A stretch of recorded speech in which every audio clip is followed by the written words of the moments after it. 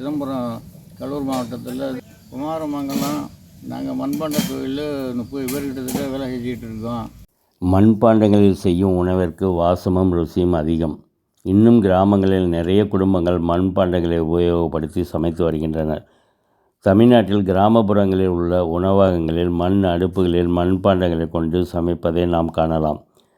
தற்போது பித்தளை, அலுமினியம் மற்றும் சில்வர் பாத்திரங்களின் உபயோகம் அதிகரிப்பால் மண்பாண்ட தொழில்கள் அழியும் நிலையில் உள்ளது.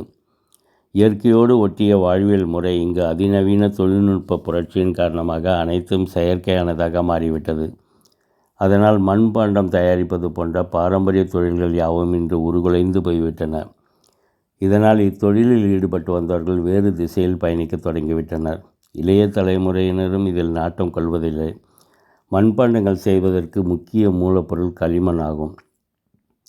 களிமண் தொகுதியை சுழல விட்டு கைகளை கொண்டு இதன் வடிவத்தை வரையறுத்து உருவாக்குகிறார்கள். இந்த மண்பாண்ட தொழிலுக்கு புத்துயிர் அளிக்கும் வகையில் தமிழ்நாட்டில் கடலூர் மாவட்டத்தில் ஒரு கிராமம் செயல்பட்டு வருகிறது. சிதம்பரம் அருகே அண்ணாமலை நகர் மருத்துவக் கல்லூரி சாலை வழியாக சென்றால் ஒரு சில கிலோமீட்டர் தூரத்தில் குமாரமங்கலம் கிராமத்தை நாம் அடையலாம். அங்கு குடிசை தொழில் போல் இந்த மண்பாண்ட பொருட்கள் தயாரிக்கும் பணி நடந்து வருகிறது. பொங்கல் பண்டிகையின் போது மண்பானையில் பொங்கலிடுவது நம் பாரம்பரிய வழக்கமாகும். இதற்காக மண்பானைகள், அடுப்புகள், சட்டிகள் தயாரிக்கும் பணிகள் சுமார் 50க்கும் மேற்பட்ட குடும்பத்தினர் இந்த கிராமத்தில் ஈடுபட்டு வருகின்றனர்.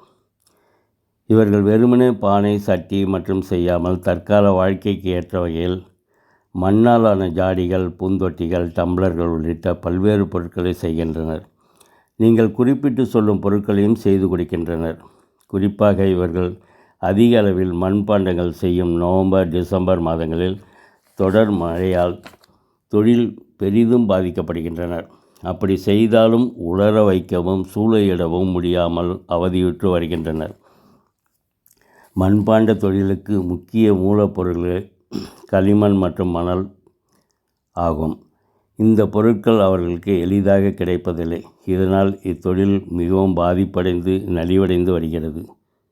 புதியதாக நீங்கள் மண்பானைகள், சட்டிகள் வாங்கி உபயோகப்படுத்தும் முன்பு பானைகள் மற்றும் சட்டிகளை தண்ணீரில் நன்றாக ஊற வைக்க வேண்டும். பின்னர் சாதம் வடித்த கஞ்சியை பானை அல்லது சட்டியில் ஊற்றி அடுப்பை சிம்மில் வைத்து கொதிக்க விட்டு அதனை கீழே ஊற்றிவிட வேண்டும்.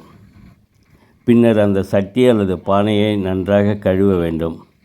முதலில் கழுவும் போது சோப் அல்லது லிக்யூடு கொண்டு கழுவக்கூடாது. கடலை மாவு அல்லது அரிசி மாவு கொண்டு கழுவி பின்னர் அதனை உபயோகத்திற்கு கொண்டு வர வேண்டும். மண்பாண்டத்தில் சமைக்கும்போது அடுப்பை மீடியமாக வைத்து கொதிக்க விட வேண்டும் என்கின்றனர் மண்பாண்ட தொழிலாளர்கள். இந்த வீடியோ உங்களுக்கு பிடித்திருந்தால் லைக் மற்றும் ஷேர் பண்ணுங்கள், கமெண்ட் பண்ணுங்கள்.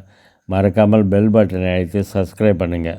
மேலும் இந்த வீடியோ குறித்து முழு தகவல்களை தெரிந்து கொள்ள தில்லைகீதம்.com என்ற லிங்கை ப்ரெஸ் செய்து தெரிந்து கொள்ளலாம்.